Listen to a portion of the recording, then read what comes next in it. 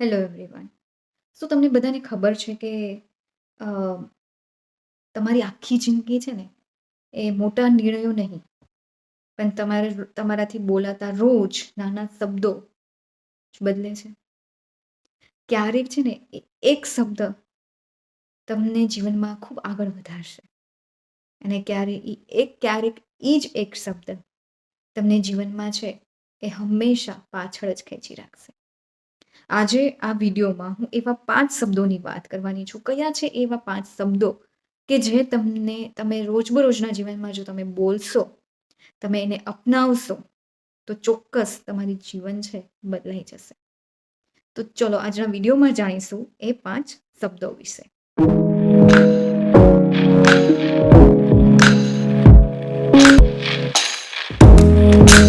એમાં સૌથી પહેલો શબ્દ છે હું કરી શકું છું. I can do it.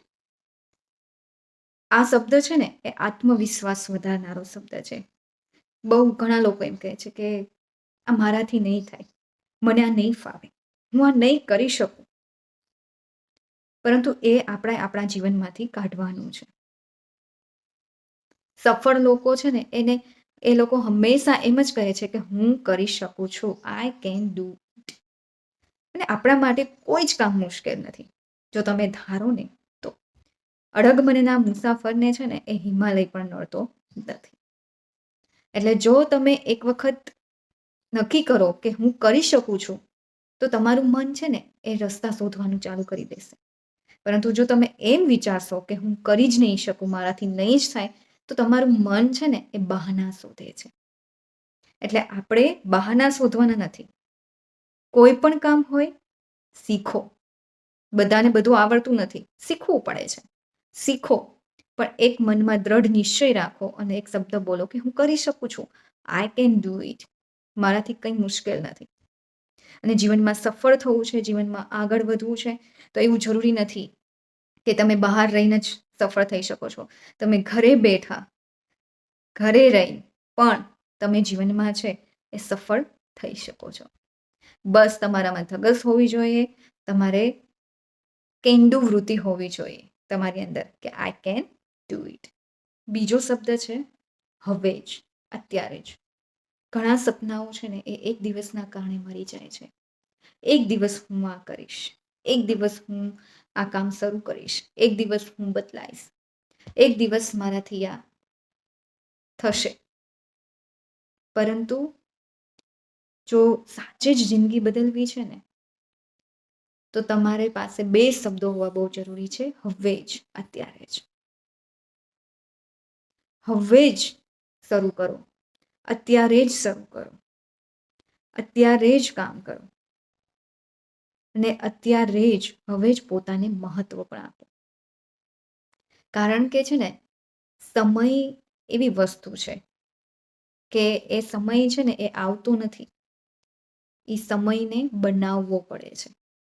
ત્રીજો શબ્દ છે મારી જવાબદારી.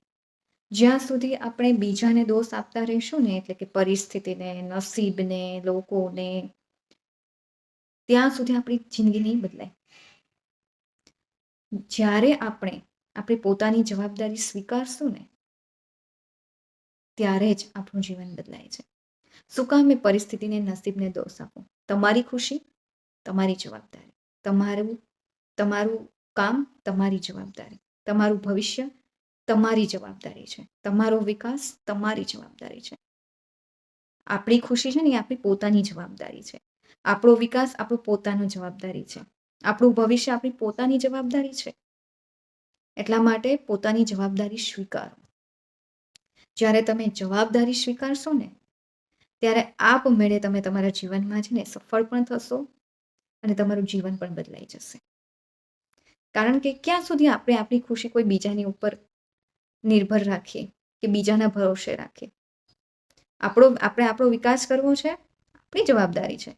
કોઈ અત્યારે એમ નહીં કે ભાઈ ચલો તમે તમારો વિકાસ કરો, હું તમને મદદ કરીશ તમારા વિકાસમાં.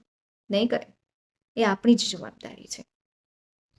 કારણ કે એ લોકોને આપણે આગળ વધીશું, આપણે સફળ થઈશું એમાં રસ જરાય નથી. એટલે આપણે સફળ થવું છે તે આપણી પોતાની જવાબદારી છે. ચોથો શબ્દ છે છોડી દો. અત્યારે કેટલાય લોકો એમ જ દુઃખી છે કેમ કે એ છોડી નથી શકતા. તમે, આપણે બધા જ. પરંતુ આજથી નક્કી કરો કે જૂના દુઃખ, જૂની યાદો, જૂની ફરિયાદો, જૂના લોકો અને જે તમારી અંદર પણ અ, નેગેટિવિટી નાખે છે, એ નેગેટિવ લોકો બધાને છોડી દો. કારણ કે જે છોડી જ શકતા નથી ને એ ક્યારેય આગળ વધી શકતા નથી. જે દિવસે તમે છોડવાનું ચાલુ કરશો ને ત્યારે જ તમે તમારા જીવનમાં છે ને આગળ વધી શકશો. કારણ કે તમે જ્યાં સુધી પકડી રાખશો ને ત્યાં સુધી એ બધું તમને કોઈ દિવસ તમારા જીવનમાં આગળ વધવા નહીં દે અને તમને સફળ પણ નહીં થવા દે. એટલા માટે જે નેગેટિવ લોકો છે એને છોડી દો.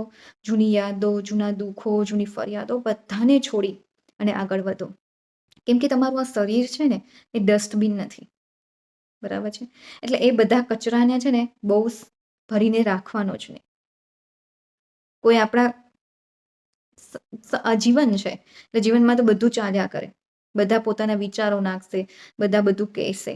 તમારે શું સ્વીકારવું અને શું ન સ્વીકારવું તમારી ઉપર છે. એટલે ખોટા જે કચરા છે એને તો તમારે તરત જ 20 મિનિટે બહાર જ ફેંકી દેવાના. જેમ તમારું ડસ્ટબિન તમે તમારું શરીર તમે ચોખ્ખું રાખશો ને એમ તમે તમારા જીવનમાં છે ને એ જરૂર આગળ વધી શકશો. અને 5મો શબ્દ છે આભાર. ગ્રેટિટ્યુડ. આભાર માનતા શીખો. આ એક શબ્દ એવો છે ને કે આપણે આપણા રોજબરોજના જીવનમાં ઓછો જ અપનાવીએ છીએ અને ઓછો જ એનો યુઝ કરીએ છીએ. કારણ કે એમ થાય કે એમાં આભાર શું કામે? એમાં થેન્ક યુ શું કામે કહેવાનું? પરંતુ આભાર માનવાથી તમને પોતાને અંદરથી એમ થાય છે કે મારી પાસે ઘણું બધું છે. જ્યારે તમે ગ્રેટિટ્યુડ પ્રેક્ટિસ કરો છો, તમે આભાર માનો છો, ત્યારે તમને ખ્યાલ આવે છે કે તમારી પાસે તો ઘણું બધું છે. તો એનો આભાર માનો. તમને સમજાશે કે તમારી પાસે શું છે. અને આભાર માનશો ને એટલે તમારું જીવન છે ને ઘણા ખરા અંશે તમને બદલાતું દેખાશે. અને એક સકારાત્મક દ્રષ્ટિકોણ પણ આવશે. આભાર માનવાથી કોઈ કંઈ નીચું નથી થઈ જતું.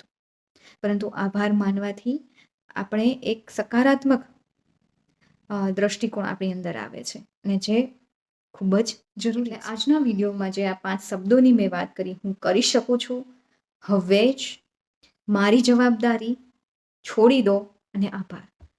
આ 5 શબ્દોને જો તમે સાંભળશો નહીં પરંતુ જો જીવશો ને તો તમારી આખી જિંદગી ચોક્કસ બદલાઈ જશે.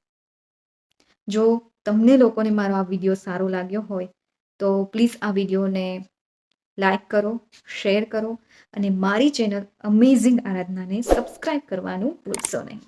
ફરીથી મળીશું નવા વિડીયોમાં, નવા ટોપિક સાથે, કંઈક નવી વાતો સાથે. ત્યાં સુધી થેન્ક યુ.